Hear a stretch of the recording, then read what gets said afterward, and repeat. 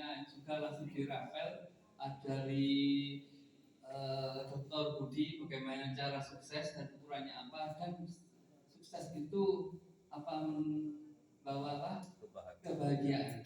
Untuk itu nanti dijawab satu-satu. Monggo untuk yang pertama Mas Fahmi dulu. Bismillahirrahmanirrahim. Para narasumber yang berbahagia, Ketua Himpunan Pengusaha Nahdien, Ketua Dewan Pakar,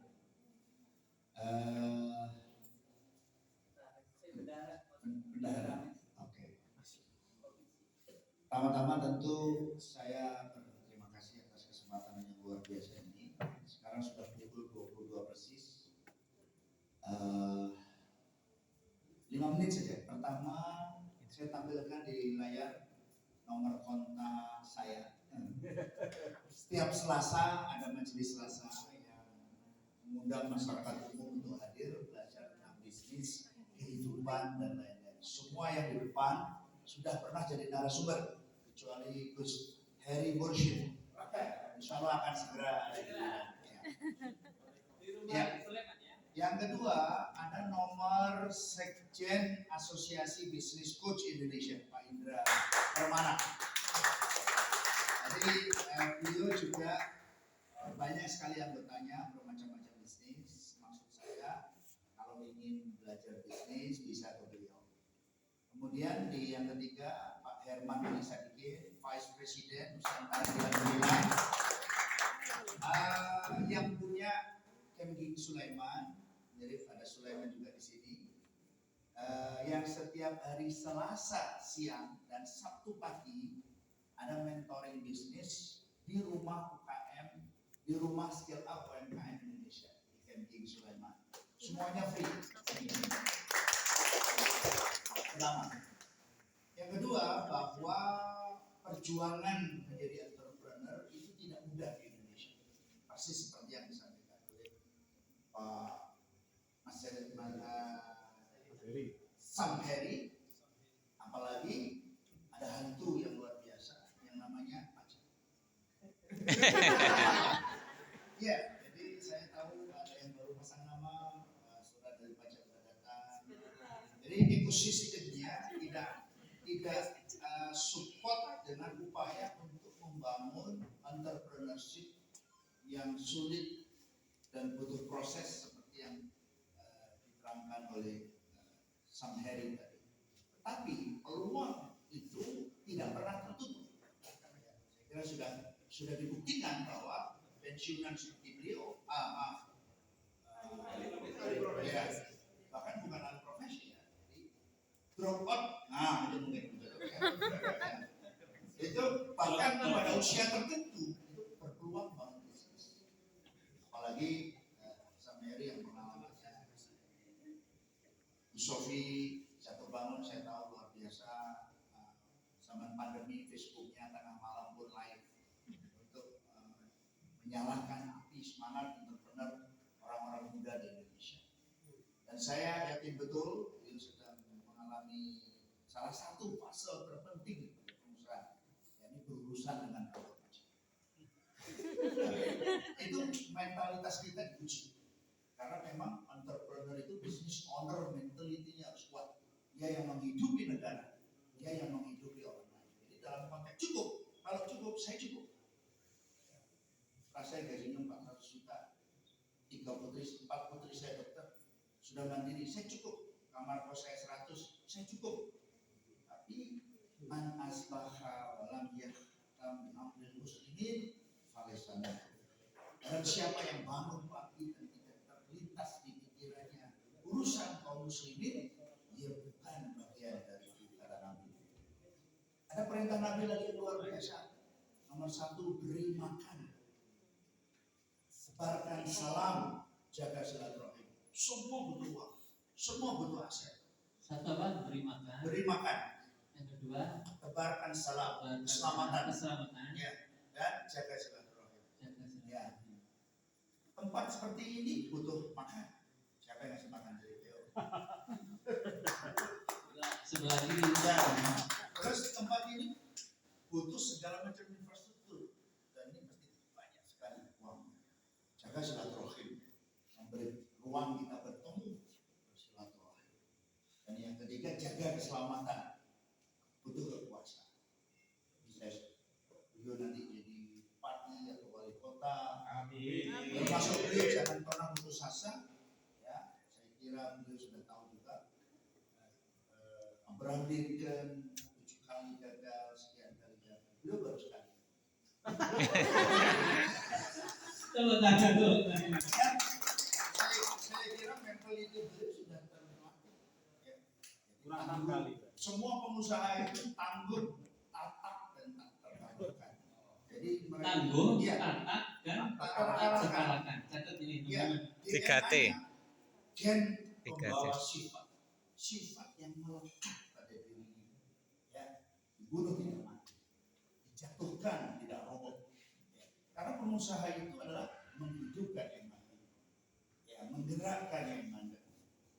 Ya, itu esensi dari fungsi entrepreneur yang beliau jelaskan. Nah, cukup itu berarti untuk diri sendiri. Ya, nyekolahin anak, seperti beliau tadi, seperti Pak Rudi. Ya kan cukup itu. Ya Bagus ya? mobil, rumah nggak utang, cukup. Ini nyender yang Ya. hutang ini. Tapi makmur. Umar bin Khattab waktu wafat meninggalkan 70 kebun, 1,1 triliun aset.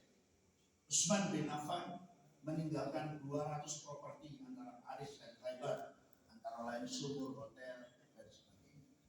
Jadi saya kira kalau saya sering menggambarkan ke teman-teman itu cakar seperti ini. Bahwa kita harus punya cakar. Kita jangan jadi macan pompong. Kita jangan jadi macan tanpa cakar. Al-Islamu yang luar Islam itu tinggi dan tidak ada yang lebih tinggi daripada itu. Jadi saya kira anak-anak kita harus juara di sekolah, bisnis kita harus yang terbaik, mentality kita harus paling kuat. Ya. Jadi saya kira orang-orang seperti beliau punya mentalitas pemenang. Dan saya kira bangsa ini harus dipimpin oleh orang-orang yang baik. Sayangnya banyak orang baik yang merasa cukup. Ya, karena orang baik yang cukup berarti orang baik yang tidak punya uang dan tidak punya kekuasaan. Padahal kita butuh orang baik yang punya uang dan punya kekuasaan. Itu karena itu saya harus makmur. Saya bangun pesantren seperti itu. Saya support bangun 4 masjid. Karena ada 5 sumbu seperti itu. Sumbu langit yang harus kita rawat, relasi kita dengan Allah, dengan memelihara masjid, pesantren, dan lain-lain. Ada sumbu bumi, tempat kita berpijak di bumi, 90% untuk masyarakat.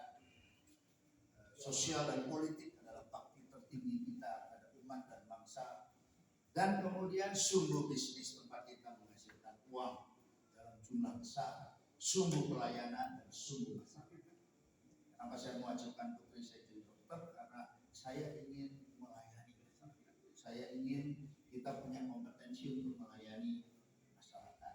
Kenapa kami punya camping Sulaiman? Setiap hari orang datang, setiap Selasa orang berkumpul, setiap Sabtu pengusaha hadir untuk komunikasi, konsultasi. Karena kita harus melahirkan banyak orang kuat, banyak orang baik yang makmur, ya, bukan yang cukup. Jadi makmur ini karena makmur itu spirit ajaran Islam.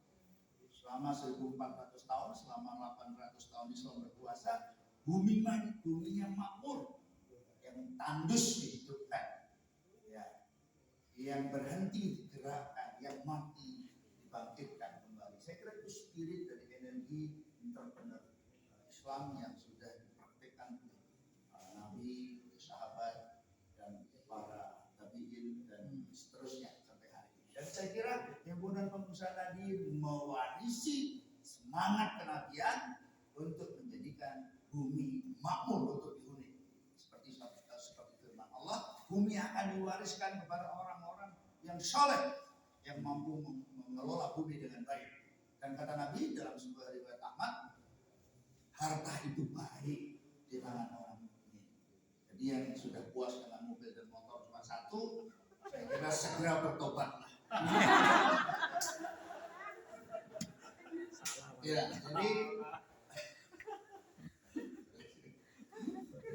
jadi Pak Darno saya kira ya betul kita mengalami tadi banyak sekali tapi butuh mentor. Nah, mentoring bisnis itu dikelola oleh Nusantara bilang kalau bisnis coach itu dikelola oleh Asosiasi Psikotes Indonesia. Dan kita melayani masyarakat Indonesia tanpa kecuali, sama tadi kita ada Cina, ada Kristen, ada segala macam. Tapi kelasnya disampaikan dalam perspektif agama. Jadi kita bicara Quran, hadis, sirah itu di depan orang-orang bermacam-macam agama. Dan mereka sudah 10 tahun untuk program bisnis coachingnya, sudah 32 tahun untuk program pelatihan vokasi entrepreneurship-nya, dan alhamdulillah tidak ada masalah. Dan rasanya kita belum pernah akan berhenti, ya, dan kita akan berkolaborasi dengan siapa saja, ya, dibuka segenap warga masyarakat untuk turut bersama-sama. Dan saya kira kita ikut bertanggung jawab, ya, atas kemunduran kita.